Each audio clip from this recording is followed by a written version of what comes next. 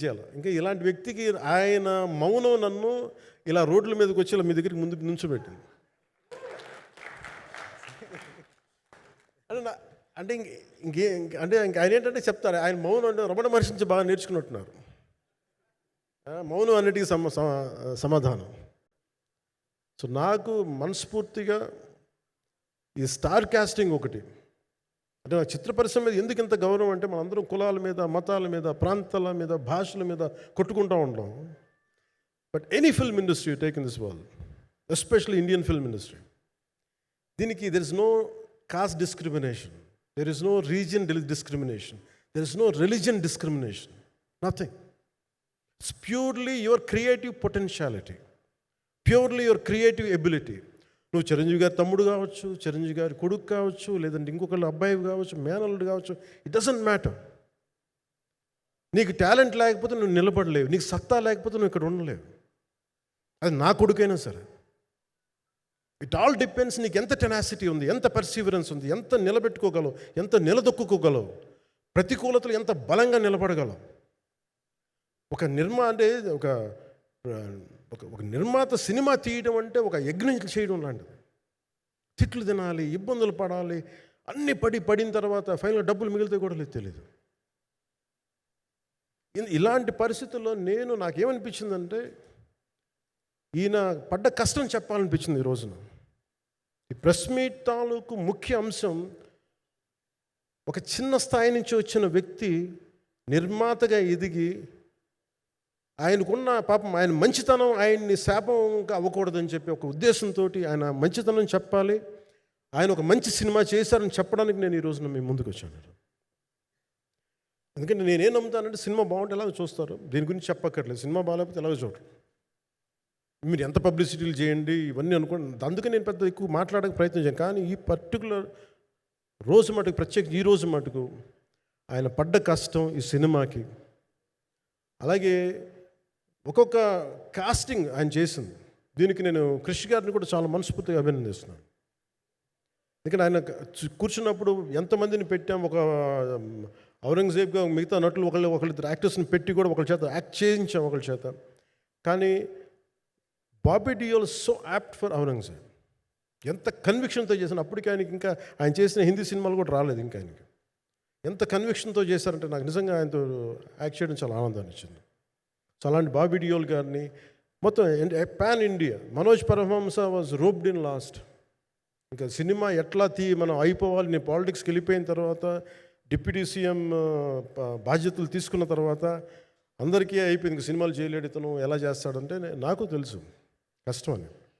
నేను ఎలా చేశాను ఈ సినిమా అంటే పొద్దున్న 2 గంటలు చేసామని, బ్రేక్ఫాస్ట్ టైము లేదంటే నా ఎక్సర్సైజ్ టైంని కొంచెం మిడ్ నైట్గో లేదంటే ఎర్లీ మార్నింగ్ 4 గంటలు పెట్టుకొని ఆ 2 గంటలు ఏమి దొరుకుద్దో ఆ 2 గంటలు ఇస్తే జ్యోతి, మనోజ్ గారు, మన రత్నం గారు వీళ్ళు కూర్చొని ప్లాన్ చేసి, అది కూడా నా ఆఫీస్కి, నా పార్టీ ఆఫీస్కి కూతవేటు దూరంలో ఉన్న ఒక మా స్నేహితులు ఒక వాళ్ళ గోడౌన్ ఉంటే అక్కడ కూర్చొని షూట్ చేసాం.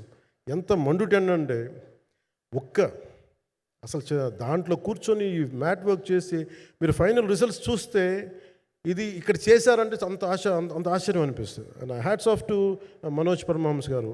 అండ్ ఈ సీన్స్ అన్నిటికీ ప్రీ విజువలైజేషన్, ప్రతి సీన్ చేయబోయే ముందు అసలు నాకు ఏమనిపించిందంటే సినిమా చేయగలమా లేదనని పరిస్థితుల్లో జ్యోతికృష్ణ గారు ముందుకు వచ్చి నాతో మాటలు చెప్పలేదని, ఇది ఇలా చేస్తాం అలా చేస్తాం ఏం చెప్పలా, ఏమి చేయబోతున్నాడో ఎవ్రీథింగ్ వాజ్ ప్రీ విజువలైజ్డ్.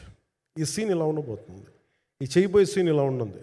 నాకు దాని మీద ఆత్మవిశ్వాసం కలిగింది. నాకు లేదు, ఒక సత్తా ఉన్న దర్శకుడు, తెలుగు చిత్ర పరిశ్రమకి సైజ్ తీయగలిగేవాడు, మంచి సాలిడ్ ఎడిటింగ్ సెన్స్ ఉన్నవాడు, మ్యూజికల్ సెన్స్ ఉన్నవాడు. అలాంటి వ్యక్తికి మనోజ్ పరమహంస గారు తోడారు.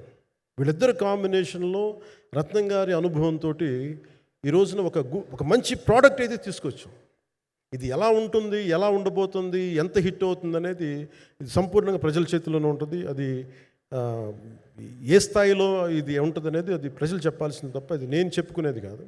బట్ నా వరకు నేను ప్రత్యేకించి నేను వ్యక్తిగతంగా చేసింది ఈ సినిమాకి అపార్ట్ ఫ్రమ్ యాక్టింగ్ కాంట్రిబ్యూషన్, నేను ఏ సినిమా చేసినా ప్రతి సన్నివేశంలోనూ ప్రతి సాంగ్ అండ్ డాన్స్లో కూడా కొన్నిసార్లు నేను చేయలేక, నేను ఒక రిలక్టెంట్గా యాక్టర్లో ఎలాగో టెక్నీషియన్గా కూడా నాకేంటంటే సుస్వాగతం సినిమాలో నన్ను తీసుకెళ్ళి వైజాగ్లో బస్సు మీద ఎక్కించి డ్యాన్స్ చేయమన్నారు.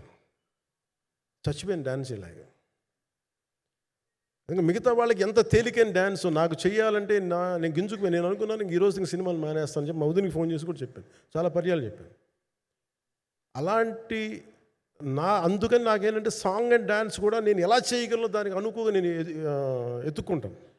అలాగే యాక్షన్ సీక్వెన్స్ కూడా రియల్ లైఫ్లో కొడితే ఎలా ఉంటుంది, మార్షల్ ఆర్ట్స్లో సాధన ఉన్నవాడిని, ఈ లాట్ ఆఫ్ వర్క్షాప్స్, ఈ మార్షల్ ఆర్ట్ వర్క్షాప్స్ చేసిన వాడిని కాబట్టి హౌ రియలిస్టిక్ వీ కెన్, ఎంత సహజంగా మనం వెళ్ళగలం వీటి మీద ఒక అవగాహన ఉన్నవాడిని కాబట్టి చాలాసార్లు కూర్చుంటాను.